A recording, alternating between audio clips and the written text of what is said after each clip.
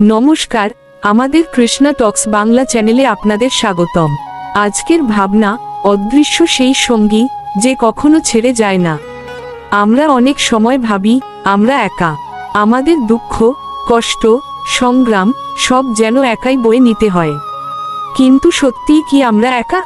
ভগবান শ্রীকৃষ্ণ গীতায় বলেন, ঈশ্বর সর্বভূতানাং হৃদ্দেশে অর্জুন তিষ্ঠতি, অর্থাৎ ভগবান প্রত্যেকের হৃদয়ের মধ্যেই অবস্থান করছেন।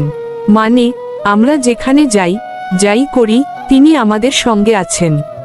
আমাদের আনন্দে তিনি হাসেন, দুঃখে তিনি নীরবে সঙ্গ দেন। এই অদৃশ্য সঙ্গীকেই যদি আমরা অনুভব করতে পারি, তাহলে একাকিত্ব, ভয় সবকিছুই ধীরে ধীরে দূরে সরে যাবে। তাই জীবনে কখনো একা মনে হলে মনে রাখবেন, আপনি একা নন, আপনার হৃদয়ের মধ্যেই ভগবান শ্রীকৃষ্ণ আছেন। ভিডিওটি ভালো লাগলে একটা লাইক দিন এবং আমাদের পাশে থাকতে চ্যানেলটি সাবস্ক্রাইব করুন। নিবেদনে শ্রী মিলন দেবনাথ। হরে কৃষ্ণ।